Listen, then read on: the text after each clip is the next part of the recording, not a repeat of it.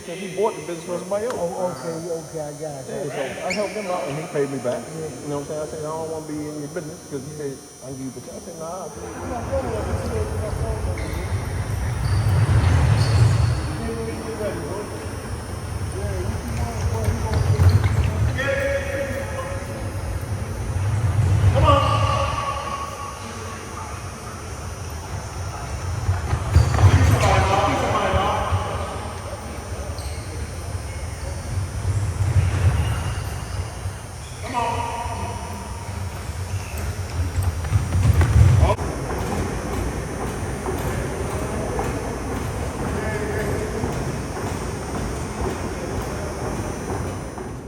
Sir. Team Sugar Sheed, you know where we at, man. We in the world-renowned Headbangers Boxers Gym.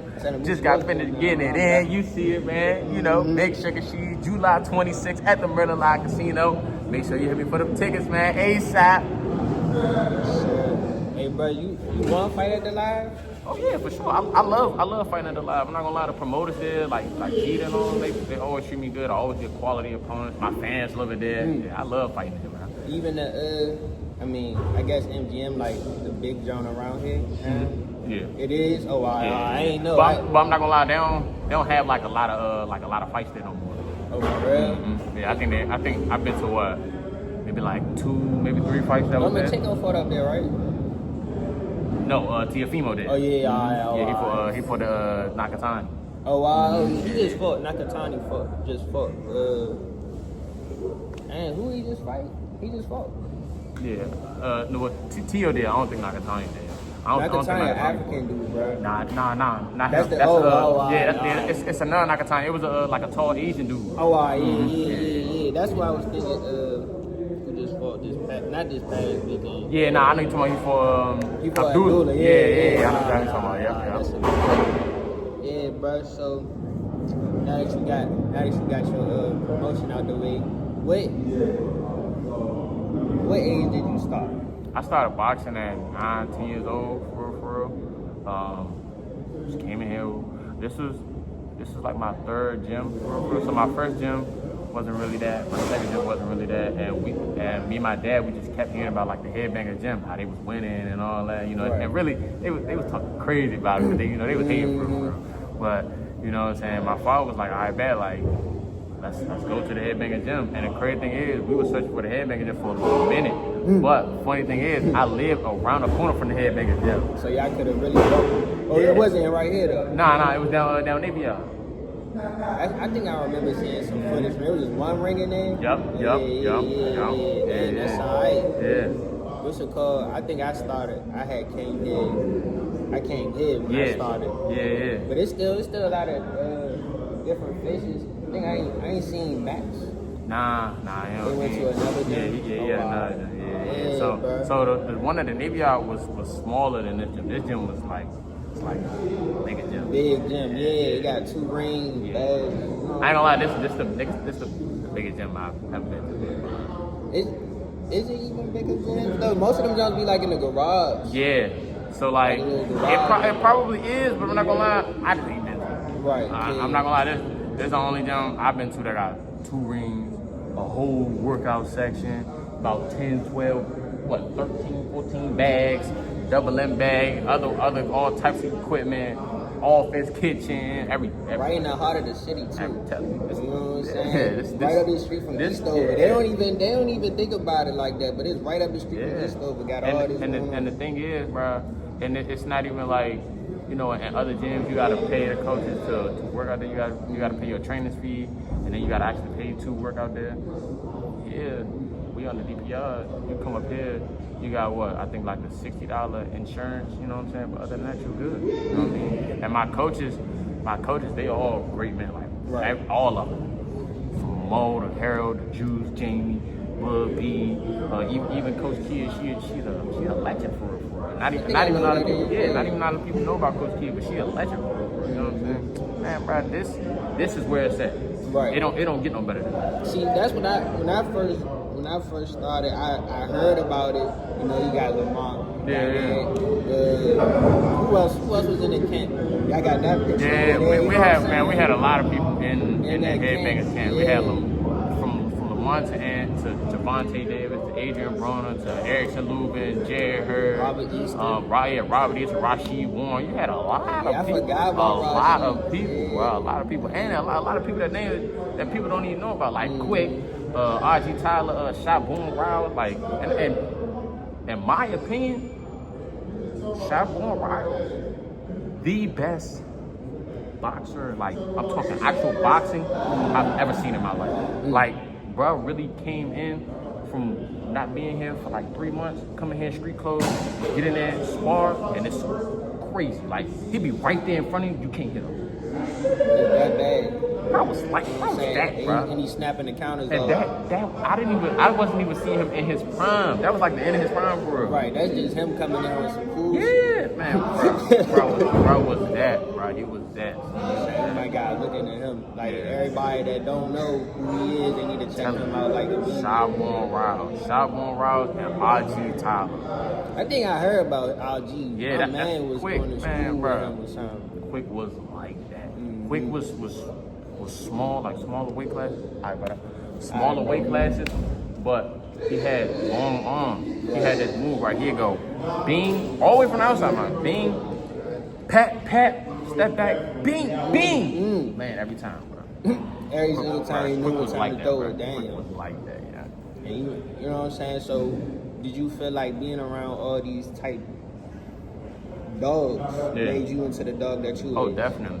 I used to be the little short fat kid that used to cry all the time. I ain't gonna lie to you. Yeah, I think they bro. told me about that. That was one of my questions. That was one of my questions, cause a lot of people, especially if they watch this, they gonna be trying to start to do different types of stuff. When I first started sparring, I felt like I was gonna have to cry. You know what I'm saying? So I ain't know, how did you get over that? I just kept at it. I think that's what it is too. It's like I look at boxing like life. You know what I'm saying? Like, the beginning is always the hardest part. Once you get it into your routine, you'll be way better. But once, like, the beginning, you spawn and you getting hit all the time, because you gotta get used to getting hit.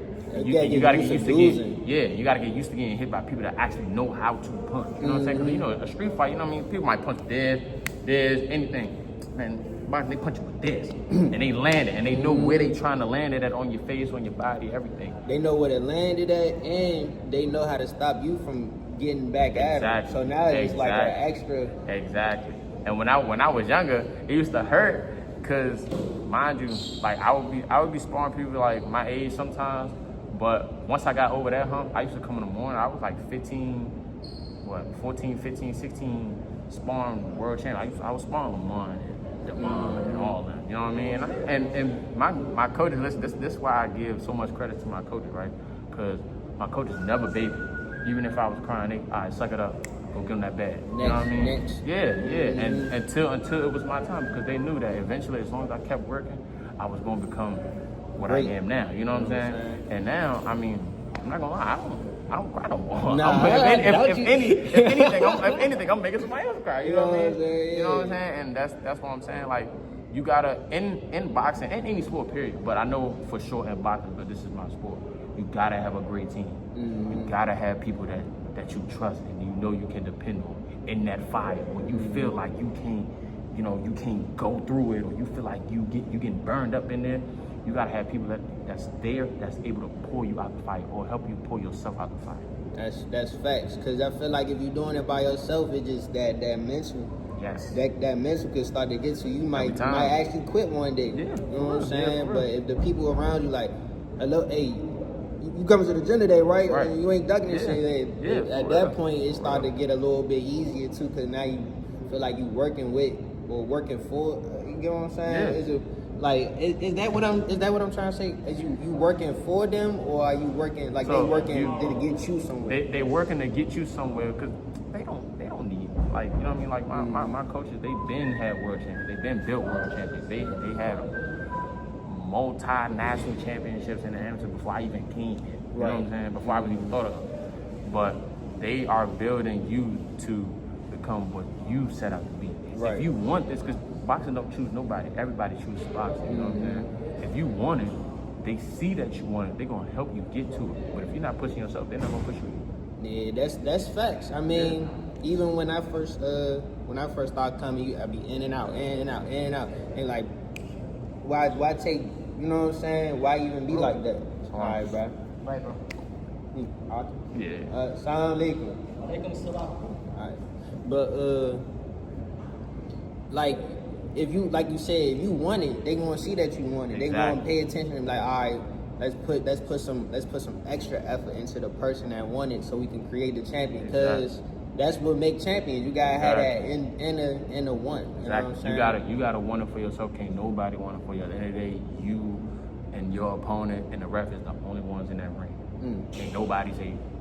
And boxing gonna always tell it. Boxing will always tell on you, no matter what. Yeah, it tell you if you ain't working out, if you ain't focused, if you thinking about shorty instead. Exactly. You gotta look at a boxing match as in like war. Like, okay, I have my generals on the outside of the ring that's letting me know what's right and what's wrong. Right.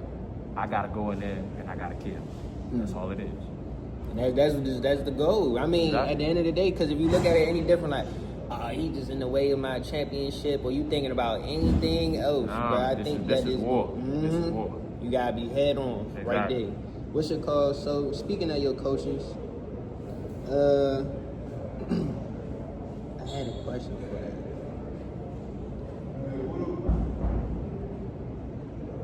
So your coaches, here we go. How would you describe each of your coaches, and what's something unique about them that makes the fighters from here on a different level? One thing about it, my coaches, they all like from one umbrella. So like all my coaches trained here at one point. They started Coach Barry, you know what I mean, and then Coach Barry and Coach Boogie, and then they just branched out from there. You know what I'm saying? They all been here. Have years of experience. Most of them, if not all of them, was boxers at one point. Like I said, Kia was, I think, if I'm not mistaken, Kia was the first women's national champion ever. Jeez. Like period. Yes, that's what I'm saying. You might need to look into her too, man. Coach Kia. What's her first and last name? I don't know her first and last name. All right, we're going to find her and put her on the page, Coach Boogie was a multinational championship, won a Golden Glove national, all types of stuff. Harold was the one. Harold used to walk around in his neighborhood with all his national titles, walking around and all that. You know what I mean? Mo, undefeated professional boxer. You know what I'm saying? Juice used to be with Sugar Ray Leonard. You know what I'm saying? And the thing about it, Coach B is like the master splinter. Coach B knows so much about boxing. He knows not even just about boxing, just about life. A lot of times when we talk about boxing in here, but when I call my coaches outside of the ring or outside of the gym, man, we don't even talk about boxing. We talk about everything else, life. What can I do to improve in life? You know what I'm saying? That's what they had. Yeah. As soon as I walked in here, it wasn't no boxing. They said, "What's your 1, 3, and 5 year plan?" Yeah. You know what gyms is actually really doing that? Exactly. A lot of times the gyms is not really worried about the fighter for it. They worry about their keys, their money. You know what I'm saying? But the coaches here, they not only worried about that. They worry about your well-being. You know what I'm saying? I always say it. I look at my coaches as father figures, big bros, all that, because they always, anytime, even if I'm feeling down, like I can come here tomorrow and I'm feeling sad or upset about something or anything, and Coach B just look at me and be like, "Come on, come talk to me." Like, see, you know what I mean? That's something that I realized about him too. When I walked in, you know what I'm saying? Like he could read people instantly. It might seem like, man, that nigga really just looking through me, but it's like, nah, for real, you really might really, you know what I'm saying? Like, there's no question. And it's not just him. All my coaches are like that. I talk to my coaches about everything. I'm talking everything from boxing to women to how I'm trying to upgrade in life. You know what I mean? How I'm 24 years old. I'm 25, still get in the car. Everything. We talk about everything. You know what I'm saying? All that. So you feel like that relationship makes the yeah. But so when it comes to just like that, when they are close knit like this, do you feel like that improves the way that you fight? Oh yeah, for sure, definitely. Because a lot of times when I'm in there and I'm in the ring, a lot of times my coach ain't even gotta say nothing. Nigga just give me a look. And I already know what it is. Like a lot of times, all right, Coach Boogie. A lot of times I'm in the ring and if we clinched up or anything like that, I might look and see, and then they might give me a look. I'll be like, oh, okay, cool. I'm like, okay. You wanna go? You can go do that. No, I'm gonna do that. You sure? Yeah. I already did. That's why I ain't. Yeah, no, it's no good. problem. It's good. All Yeah. right. Nah, so a lot of times it's like we be hitting the miss. A lot of times they can just hold their hands a certain way I know what to do. You know what I'm saying? I've been in my coach's houses. They get to like Coach Jamie's job. We working out. I'm like, if you don't have that chemistry with your coaches, and you don't have that trust, you know what I mean, that to know that you can lean on them and you can believe in what they say. You know they're not gonna try to hurt you or get you hurt or anything like that. How can you go to war? That's like going to war. That's the best. Going with your best. That's like going to war with your best friends. Honestly, you feel like, because you know, when I was in the army, that could kind of play into a. If y'all not on the same page, that could really actually destroy the battle for real. Because you like, what? Huh? What? I ain't really hearing what you saying. Right. You might do. Did you say? Yeah. But if y'all really locked in, y'all been locked in. You know what I'm saying? It's easy to read that type of information. So that's good. You know what I'm saying? Yeah. What's the? That's all right. The next question I got is, how is it fighting in the pros versus in the amateurs? In the pros, I just think it's more fun. I'm not gonna lie. Ain't more freedom to go crazy, I guess. Yeah. Oh, all right, that makes sense. And I'm not gonna lie, ain't no better feeling than after you fight and you win and you go get that check. You know what I'm saying? When you in the amateurs, you know, like it's a lot of stuff that you can't do. Like you can't talk in the amateurs. You can't.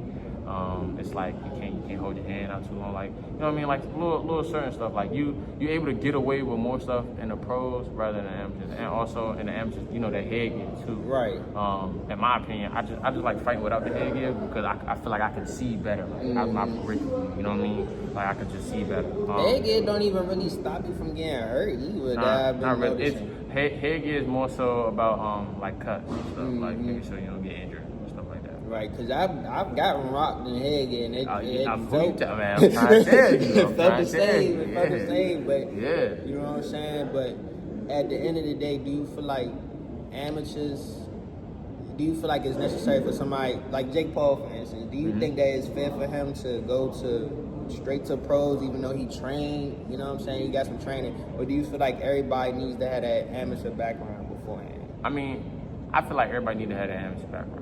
But I mean, for somebody as in like a Jake Paul or something like that, because he got bread though. Yeah, exactly. Yeah. You know, I mean, and money rule the world. So if you got that money or you got that kind of money where you able to promote yourself like that, and I'm not gonna lie. One thing about Jake Paul that I do applaud, he not like just putting himself on. He's putting other fighters on. He got his own promotional company. He got all the little streamer fighters and stuff. Right, exactly. And he not only just.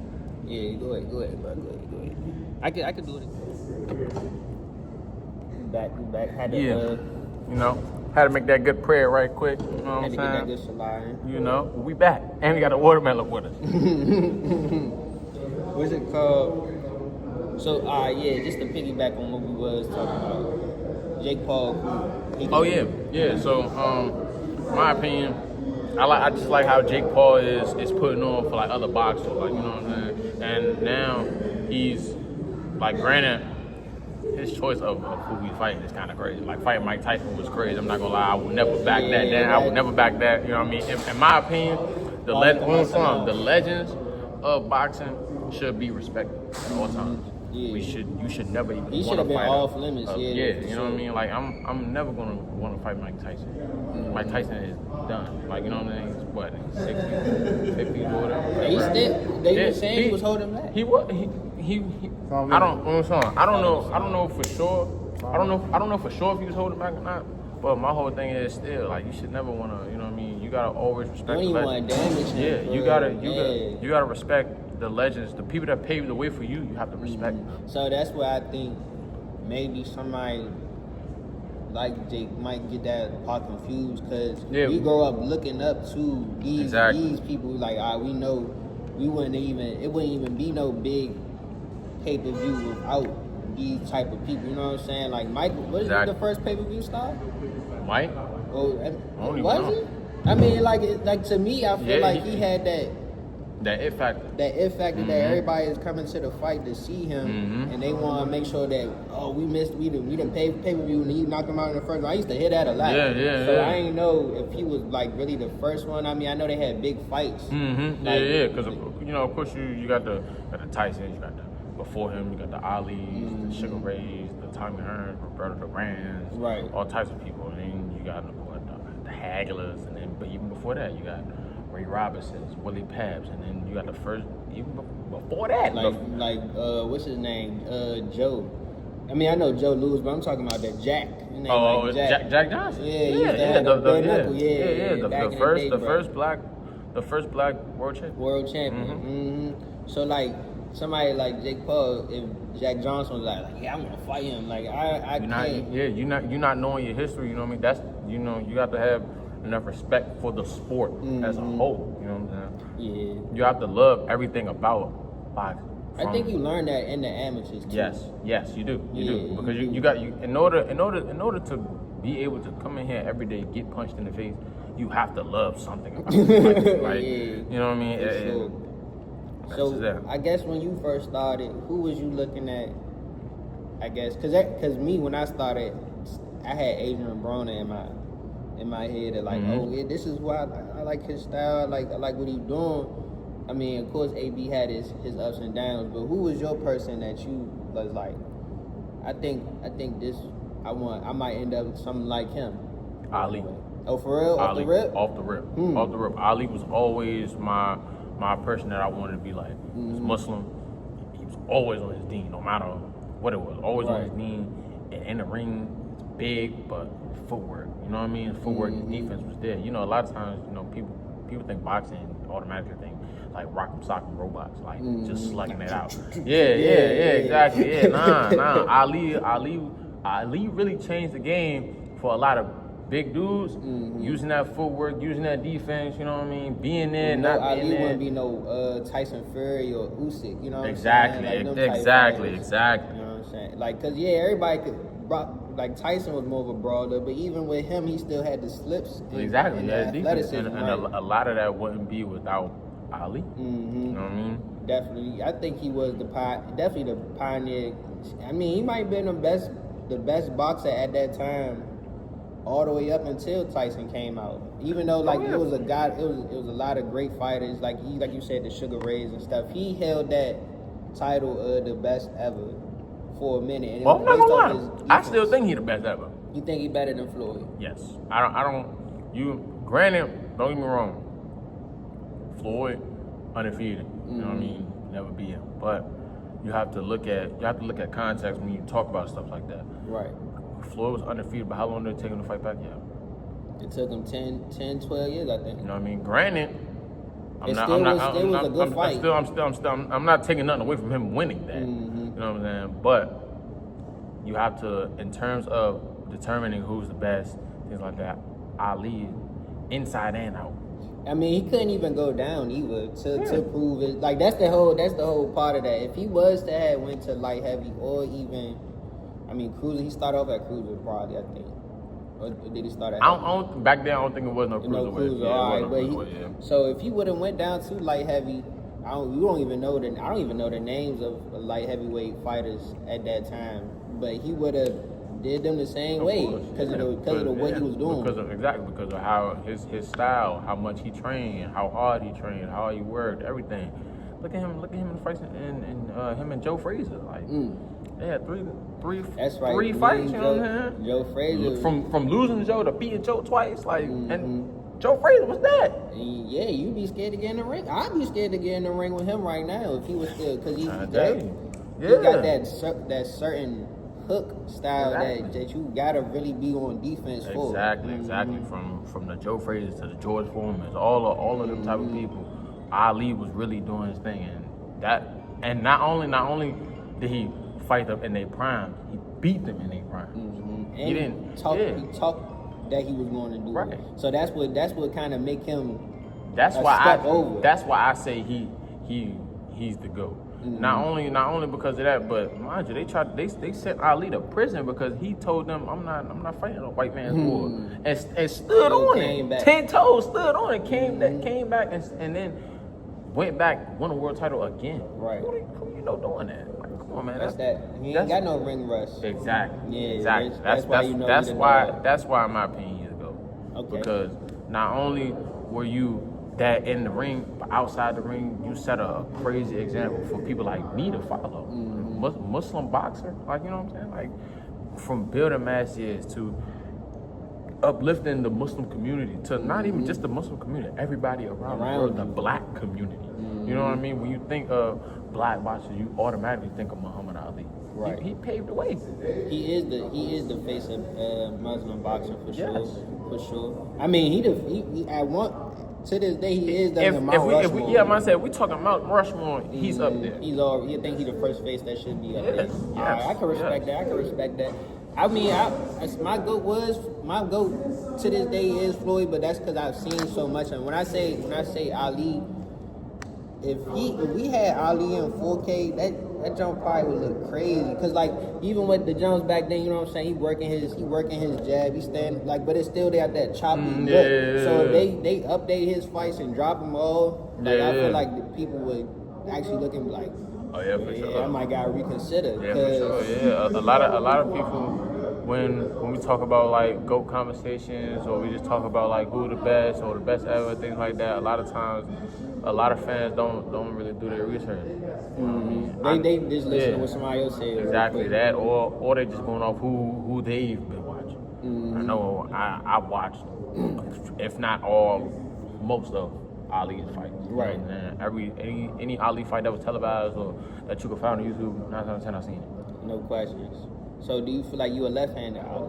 Or do you feel like you just Sugar Sheed now to the point that you got your own? I mean, of course, everybody got their own fight style, but do you feel like you could be considered a left-hand Ali, or you got more? Because you know this gym, they create some bangers. Like you can be in the pocket. Ali wasn't all the way in the pocket every time. So do you feel like that's your strength that you can, like a hybrid type thing, or how do you see yourself? I see myself as like the most all-around fighter ever. Complete fighter. Okay. Yes, because on the outside you're not gonna touch me. If I'm boxing, you're not gonna touch me. Right. If I get on that side with you, you might touch me a little bit, but I'm going to hurt gonna outlast you know what I mean? Yeah, and the thing about it, like I said, my coaches, they teach me everything. They make sure everything is up to par. So, like if not even just if my outside game, if they feel like my inside game is worse than my outside, during sparring, I better not touch the outside. I better be on the inside the whole time. The whole time. You know what I mean? So I learned how to fight that way. You know what I mean? Right.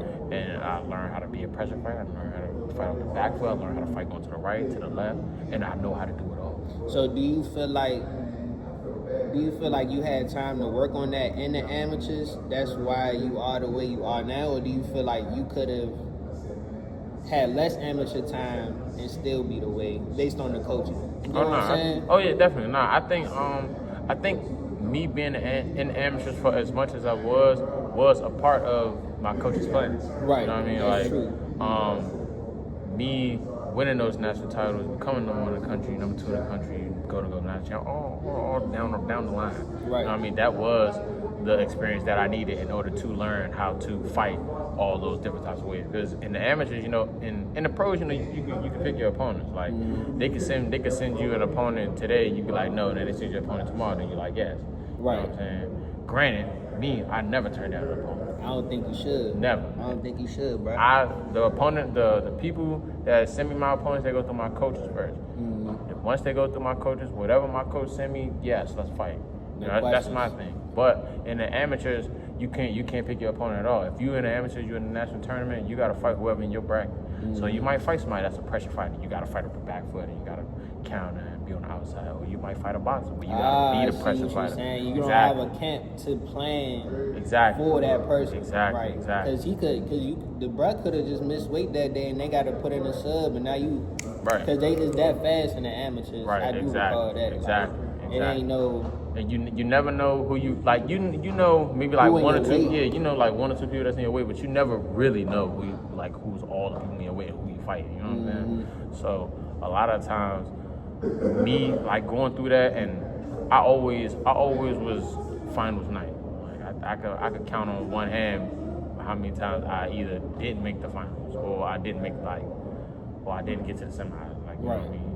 But every tournament I was in the finals, either I was winning or I was placing second. Mm-hmm. So me being in there, having to fight all different types of people, it just helped me. It helped my progress. It helped me learn all types of styles. When it comes to the amateurs, because I like to use Lomachenko all the time because of how great his amateur career was. Yeah. And when he came into and he had his second fight was a world title. And that's how I kind of see what you could be able to do as well. But do you think that it was because he had 2 gold medals? It was because he had 2 gold medals. You know what I mean? Not only 2, but one. Not even just one. Just getting to the Olympics is a tough process. Right? You have to go through the Olympic trials. Mm-hmm. Then you have to be selected by the USA team to be on the Olympic team. Right. Then there's an Olympic qualifier that's a world tournament that you have to go through. Mm-hmm. And then you get on the team. And then you get on the actual Olympic team. Then you have to fight and win that, and then you get your Olympic gold medal. So it's a lot that you have to go through to even get to the Olympics. Right. For him to not only get 1, but 2, that's outstanding. And he ain't getting paid for none of it. I mean, he's getting paid for the So in the amateurs, if you are on the USA team, well, I don't know about other countries, but I know if you're on the USA team, you get paid. Okay. Yeah, and then I know like sponsorship type vibes. Or, basically, yeah, you get paid for them. And what else?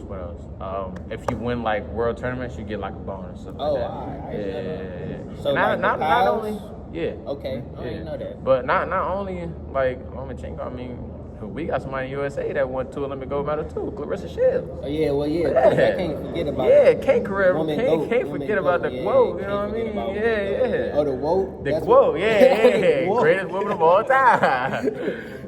Whoa, I never even used that. That's all right. The quote. Yeah, she is though. Yeah, she's still proving it. Do you feel like she could compete with the men? Do you think she could? Because when I first started, T-Baby was here.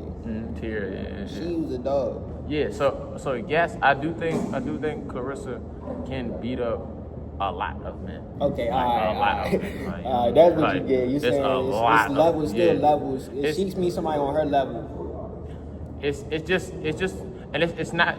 I'm not saying it's like a skill factor or like a condition factor or anything. I just think it's just genetically, like, you know what I mean, like man, women. You know what I'm saying? Right. But I do think Clarissa. I think she got the skill to put it on a lot of dudes. Yeah, for sure. Though, like she's like, you know what I'm saying? Mm-hmm. I just think, like just genetics. Like, right. You know what I'm but that would be the reason that if she did, that would be the reason. But it's not too many men I see that's beating her. Yeah, that's another thing. Yeah. Like we talking about like a select few. Yes. Like a select few. Maybe like 1 to 10. Yeah, nah, for real. She definitely is the GOAT. Yes. You know what I'm saying? So, alright, this is a good one. If you had to choose, would you rather get a knockout or a stoppage? I'd rather get a knockout. I want to like you want on the ground. Yeah, like sleep like. Oh. You know what I mean? Yeah. Do you feel like a headshot that put him down or a body shot that put him down is better than? Me personally, I think the body shot that put him down is better because they gonna be down. Like it's gonna hurt. Oh yeah, it's over. Yeah, it's over. But like if we talking like a clip that's gonna go viral, a headshot. Oh yeah, for sure. A nice combo jump. I mean, and he go out like boom. Yeah. That's gonna yeah. That's the one because that that's what everybody like to see. Boxing is literally like the modern day like gladiators. Mm-hmm. Like, you know what I mean? Like even if you look at like the ring is in the middle, the crowd is on the outside. It's the same way with the Coliseum. Yeah, exactly. It's the same way. Mm-hmm. And all the fans want blood. Boxing, they want knockouts. Mm-hmm. You get a knockout like that, man. You going viral. Yeah, you going viral. So do you feel like training for that moment is even possible, or do you feel like just overall training is going to get you to that knockout? Overall training, because if you training on that and you so focused on that, you're not going to get it. You're not going to get it. You're going to rush it, and you're going to get frustrated because you're not getting it. And I'm not going to lie, you might lose a fight. Like, especially if you're forcing it. And he like say for instance like you pressuring him, he keep pulling, but now he got your timing, so now he like Man, fuck you know what I'm saying? Like, no, you got it, but you can't even be like that. Exactly. That's how you lose automatically. You gotta let the knockout come to you. You can't go to them. You gotta let the knockout come to you every time. And you just gotta be a finisher. That's what it really is. You gotta have that. Because a lot of people, they could see the knockout. They be like, oh yeah, I stunned them. But then they like kind of take their time with it. But they don't go for the, like somebody like I say Bud, for instance. He going to. Alright, bro. See you out tomorrow, bro. Alright, bro. Sit back. He going, Walaikum assalam. He going, Yeah, he'll go get it. Like, you know what I mean? Like, as soon as you see it. You gotta know. Like, you know You what I mean? gotta feel it, I think. And you gotta know what a person, like, okay, I know no matter what, if we in the fight, we in the pros, you ain't got no head on, I got these $10 gloves. I know if I crack you with this J and I feel it in my hand and I crack you gonna be hurt regardless. I don't care who you are. You know what I mean? And that's no cognitive, man. I just know what I got. What you know what I'm saying? Yeah, Yeah. exactly. Because I know how hard I work. So I know if I crack somebody with one of these, I'm going to go get them because they hurt. 9 times out of 10, they hurt. So the thing about T-Bud, I think about him. He knows, like, okay, I just cracked him. I know.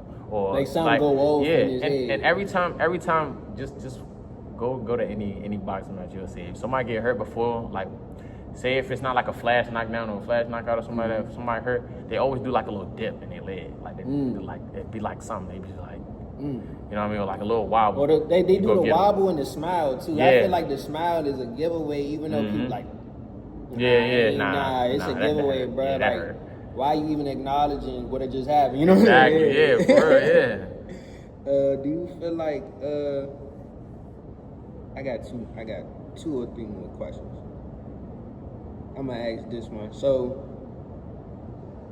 how did being ranked so high in the amateurs create your outlook on opponents in the pros? Do you think you have an automatic advantage over somebody that didn't have a prolific jump you had? I don't think so. I don't slip on nobody. Everybody I step in there with, I'm working hard to get them out of there. You giving it like this is WBC? Yeah, exactly. Okay. Exactly. I'm giving it every time I'm training for a fight, I'm training like it's a world title fight.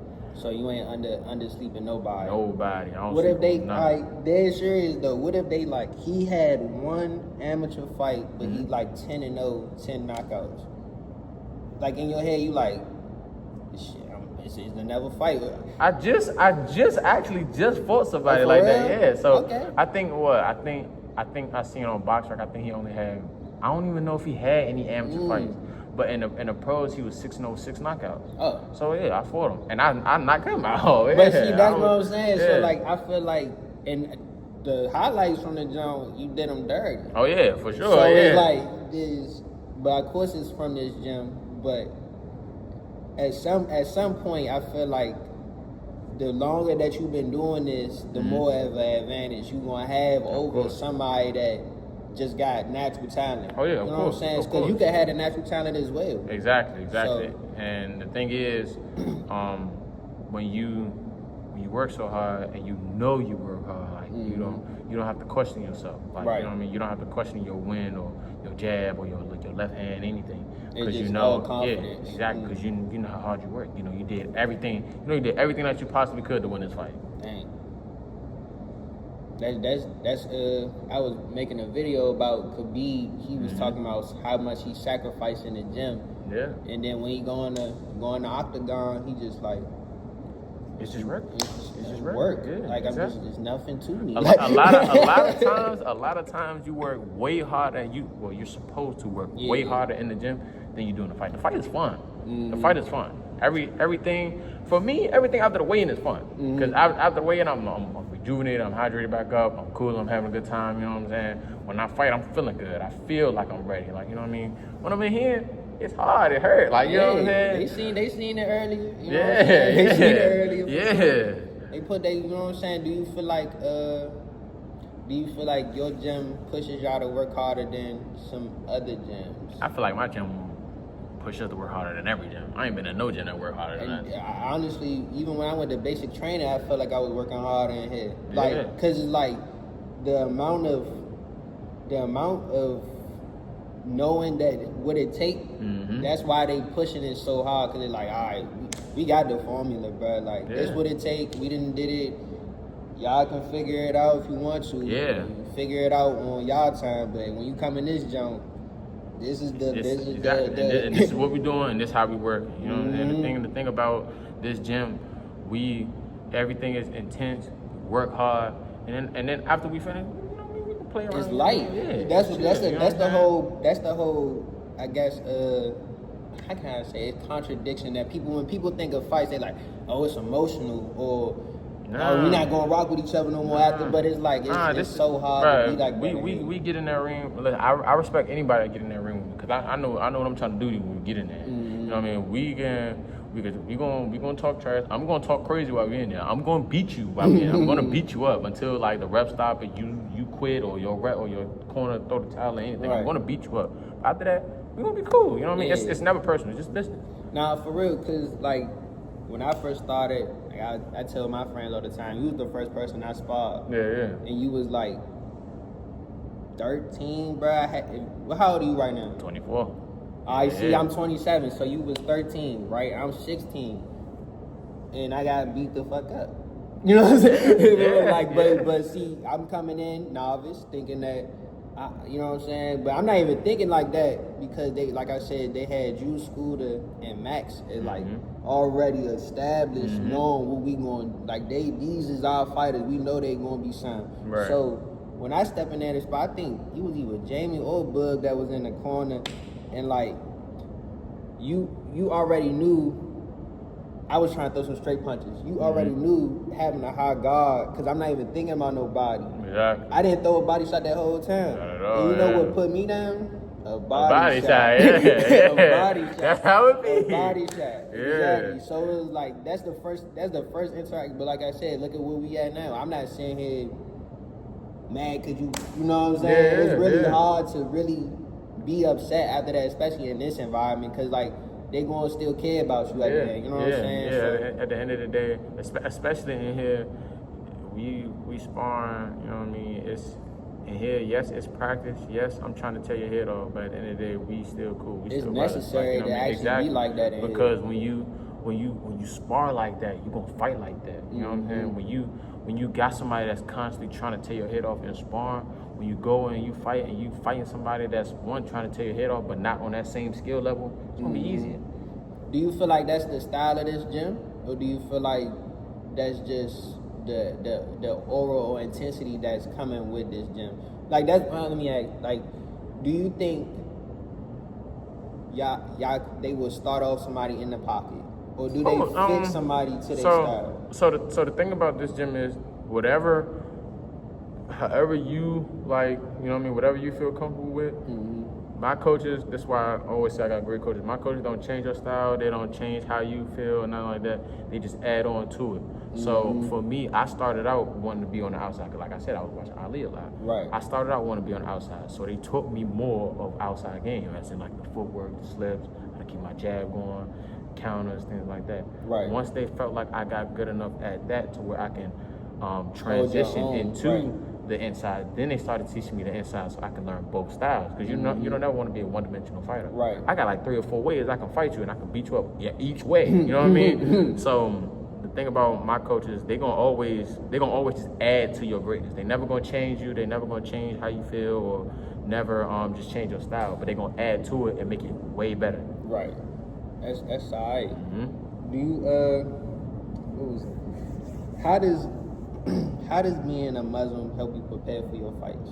Being a Muslim always helps me prepare. Just since I was born Muslim, it just always gave me that kind of discipline. You know what I mean? And it surrounded me by like a great community. Like I got good men around me. Right. You know what I mean? And it helps me just be able to notice who's good men. Like, you know what I'm saying?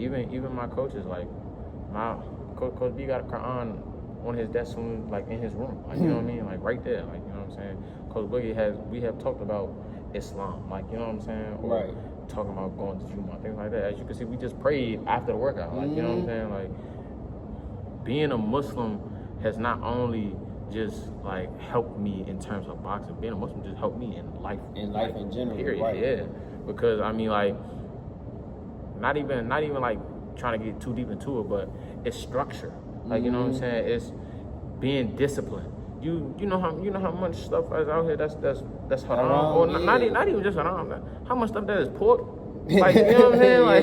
Like you know how many? candy. Candy. People talk about pepperoni pizza all the time. Like, you know what I mean? But it takes that discipline to be like, no. Like, you know what I mean? Oh, nah, this got Justin, and let me just chill. Like, you know what I'm saying? So you take that same discipline that you learned from Islam and you put it into boxing. It's easy. I mean, not saying it's easy, but it's easier for sure.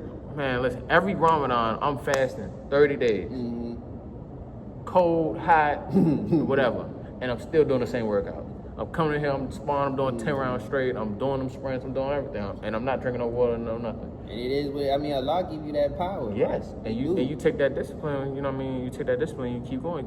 You know, statistically speaking, every athlete that is like fasting during Ramadan, they play significantly better in their sport. In their sport, like for sure. I mean, who was it, bro? Was it Haney? He was like, yeah, I'm not gonna do it this jump. And then I think he had like a... He lost. You know what I'm saying? Yeah, so it's like, I looked at that Jones like, man, Allah just put that on your plate for you to humble yourself a little bit, bro. But and then at the end of the day, I guess maybe he did work things out with Allah because they gave him victory. So the thing is about that I believe in Allah. You know what I mean? Allah is always going to test you, and Allah's so merciful. You know what I mean? Like people look at Islam and they always think like strict, or they think like how like the Arabian countries treat and things like that. Allah is always merciful. Allah's not even that strict. You know what I mean? And the thing about that, I looked at Devin Haney. You know what I'm saying? He really just converted. Like, you know what I'm saying? So you know, like, it's Allah don't even in the Quran. You know how it's like it say you're not supposed to drink or not supposed to smoke. At first, when the Quran first came out, or when like the laws came out about Islam, it wasn't It wasn't no laws against it. It just told you not to do it at certain places, certain times. And as it progressed and people started to slow down on it, then it said okay not to do it. So Allah always gives you time to learn exactly learn a religion and work it out on your own. You know what I mean? But at the end of the day, even if you are being punished, or even if you do something wrong, Allah always gives you a chance to redeem yourself. That's why I say Allah is the most merciful. For you too. Exactly. Allah is the most merciful. You know what I mean? And so when like even just that situation when people like come to me and they say, you know, they want to talk about Islam and they want to talk about converting and things like that, and they say, oh, I want to convert, but you know it's so strict and I don't know how to let go of that, this, that, and the third. It's okay. Convert. Go ahead, take your shahada, and then go ahead and you know what I mean, and then work it out. Right. Exactly, because that way, you know what I mean. You don't just go from just not coming in the gym to coming to the gym all the time. You know what I mean? Right. You got to work on stuff like that. You got to be consistent, exactly. And that's what Islam do teach you how to be consistent. Exactly. More bounce to the Alps. Yeah. Alright, I ain't gonna lie, we got a lot of little youngins, bro. But in my opinion, bro, we got a little GTD. For real, we call him little GTD because he like a small tank, bro. Like he really like he be in there, he get in there with you. It's like he's sharp, bro. He's sharp. He like 10. I think he might even be younger than that, bro. For real, I ain't gonna lie. Yeah, I think he's younger than that. Younger than 10 is crazy. But bro, I'm telling you, bro, he's nice, bro. He's nice. But we got a lot of like good youngers in here. Like I'm talking about like just amateurs, like in general. We got a lot of Long Island, Sully, Keezy, who else? Omar. Like I said, GCD.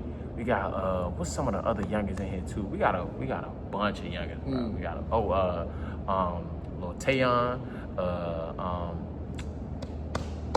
I can't even remember her name right now, but she nice too. My mother called little Clarissa Shedd. Oh, for real? Yeah, like that. Yeah. I got the nicknames like that. And she be sparring the other little boys too, man. She be punishing them little boys, man. And she got a chip on her shoulder. We got a lot. We got a lot from amateurs to pros. We got it all. That's what make this gym special, because it be a lot of little kids in this gym. Like ever since little kids and they be able to work with kids and get them to a point that they is grown up successful is like one of the biggest things about I think this gym. Yeah, I started as a little kid, and to just be able to go from that to keep progressing and going high and high and high, it's different. You know what I'm saying?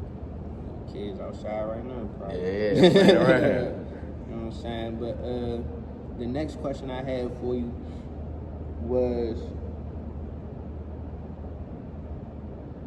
what's the hardest hit you ever took?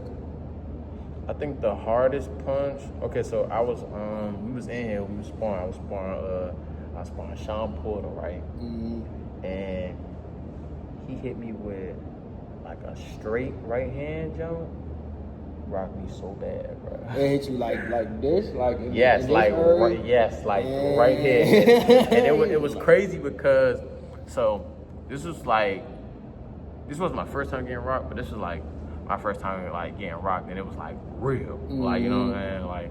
So he hit me, boom, and I didn't know like I was really hurt, because I'm like, all right, I mean, you know, it's funny, like, all right, cool, I'm good, right. But I had my hands up, all I heard was ding, and like he was still hitting me, but I didn't feel none of the punches. I was just like, what the hell? Yeah, and I did that little dip, that little jump. I was like, oh, okay, let me just keep my hands up. Yeah, but then it was crazy because right after that, I hurt him. Like, you know what I mean? Me and Sean Porter, we used to have wars every time we sparred, bro. We used to have great sparring. You know, Sean Porter definitely, he's sharp, but he got like an athletic mindset when it comes to it. He really, I can't say he a pressure fighter. Oh no, he definitely a pressure fighter for sure. Definitely. But yeah, that's one of my OGs too. He got good footwork. That's what I was thinking about it. Most pressure fighters, they flat foot. I'm like to get you. I'm like a zombie going to get you. He be on point. Yeah, Sean Porter definitely one of my OGs. And so Sean Porter goes down as the only person that rocked you then. How about that? Oh, nah. Listen, I ain't gonna lie. One thing about boxing that if you gonna do it, you just have to know and understand you're gonna get rocked. At some point, you're gonna get rocked, and it's gonna be multiple times, not just gonna be one time. Even Floyd Mayweather was rocked before. Everybody get rocked, bro. I think it's like it's a part of the sport. It's on the contract though. Yeah. Like on the contract, if I want to be a boxer, you getting rocked. Yeah, you getting rocked. Like you getting rocked. You might get dropped. Like you might get knocked out. Like that's just the game. Yeah. You gotta love all of it. You gotta love all of it. Once you get knocked out that first time, you should hang it up so you don't have a punch drunk vibe, or do you think it's like a limit then? I think, well, in my personal opinion, I'm hanging up when my coach told me hanging up. Like they like, all right, I ain't gonna lie, like you know what I mean. It's time for the rock. All right, cool. Like, yeah, like you know what I'm saying. But other than that, I'm going to the wheels for a little. Oh, all right, well, that's respected. So you be 45 still fighting George Foreman style? Yeah. If my coach don't say that until I'm 50, I'm in this thing, man. I'm going. Say no more. That sound like that's possible, but I feel like you gonna accomplish a lot and be like, maybe I'm done. Yeah. You know what I'm saying? Yeah. You're gonna accomplish a whole bunch. I know. Yeah. Only people that probably keep going. I mean, I don't know why George Foreman kept going. Maybe he just loved it. Yeah, for the love of sport. Do you think? All right, this is the last question. What would be your dream fight card? 4 fights, anytime, all in their prime. Anytime, all in their prime. Damn, that's real. Okay, I want Ali versus Usyk. Ali versus Usyk. That'll be. I want Ali versus Usyk. I want Floyd versus Sugar Ray. Robinson or Leonard? Leonard. Okay, all right. I mean, that'd be crazy. Yeah. I want Canelo. Who I want Canelo to fight? I'm not gonna lie. I really want to see Canelo versus David Benavidez. I ain't gonna lie. Yeah, it's about time for that to happen. Yeah, I mean, even David Morrell showed Canelo that he could step in there. Canelo, he gone. He think he above Benavidez. But Benavidez is like that one thing, like it's like that Floyd Pacquiao vibe. Like, exactly. It's gotta happen. I need to see this on my TV or in person. Like y'all gotta throw them jumps, but exactly. You're right. I like to see that. So I'm gonna definitely put Canelo versus David Benavidez on there. Then I want Floyd versus Pernell Whitaker. So Floyd fighting twice in one night for you. No, my bad. I want Shakur versus Pernell Whitaker. Ooh, Yes. yeah, That's the yeah. one. Yeah, That's the one. That's the one. Yeah. That's the one. Yeah, and then I want to see Javante Davis versus Willie Pep. Willie Pep is an old I know, black bro, and but white. he got that. Who was saying that they taught? Was it Lomachenko? I think Lomachenko was geeking his footwork, Willie Pep footwork, but he had like some that like hit, or maybe it was Pernell, but like they had dipped. Like when they throw their jab, they'll dip this way and then come back with. It was some in their footwork that they learned from him. Yep. Like he was the top guy when it came to that. Willie So Pep was like that, bro. So you think Tank could beat him, or it would just be like just one of them fights that like, dang. It is. Yeah, it'd be one of them fights like they neck and neck. I don't know who gonna win. Right. Yeah, man. So, like, I guess we can end it off right here. You got to fight July 26th. Yes, sir. Maryland Live. Maryland Live. I'm saying, don't go in there gambling unless you gambling on my boy. I'm trying to tell you. Put the house on it. Put the house on it, man. Put the house, and car on on it. it. Put the house, put the car, put your kids, put your Dang. dog, put everything on it. Telling you, you're gonna make that bread. They're gonna make that bread. They gonna make back, that get money. some more. I'm trying to tell you. So are we looking for? Because this is what rounds? How many rounds is this? I think this is gonna be my first 6 rounder. Okay, all right. But is you headlining? You headlining this 6 round? I might. I don't know for sure yet. Yeah, I don't know for sure yet. But either way, you know what I'm saying. I'm gonna go in there. I'm gonna take my time. I'm gonna listen to my coaches. It's gonna be fireworks, explosives. You're gonna see speed, strength, footwork, defense, offense. You're gonna see everything. I'm gonna bring the whole toolbox out, and I'm getting them out of there for sure. He getting out of there? Oh yeah, for sure. Do you think that he and Kemp right now thinking the same thing? See, that's He might be, but it don't matter. I really don't care how a person think when they get in there with me. I know what I'm gonna do. I know how I work. I don't care what you saying. I know how this about to go. All right, perfect. All right, nah, this the perfect endo. So when y'all weigh in, right, and y'all got that face off, and you looking him in the eyes, and he looking at you in the eyes, do you automatically know at that point, like, oh, I got him? Or do you feel like when you get in the ring and y'all looking across, like, oh, I might got him today, like or do you feel like once the fight start and like after the first round you see what he really about, then you like, nah, I got him right here. Oh, so I what know. Do you think? I know.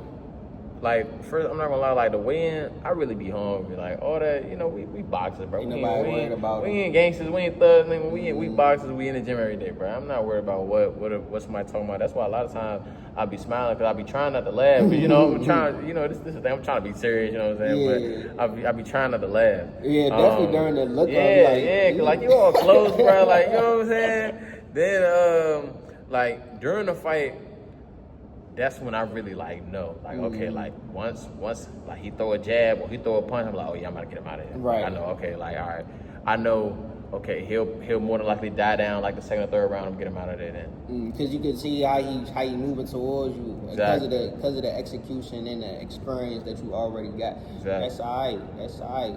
Well, you know what I'm saying? Come check my man out. You want to sell some tickets, you know what I'm saying? Yeah, listen, man, I'm selling tickets. You know, I got all types of tickets. Make sure you hit me my DM on Instagram at SugarSheed _SUGARSHEED_. And yeah, man, July 26th, beat me there. Beat him there. Yeah. Hey, hold on though. Make sure you subscribe. Make sure you like. Make sure you comment. All that, man. You know, we at the Headbanger Gym, like I said. And yeah. You know what I'm saying? This your jump, bro. Yeah. Yeah. Yeah. Yeah. Yeah. All right, it's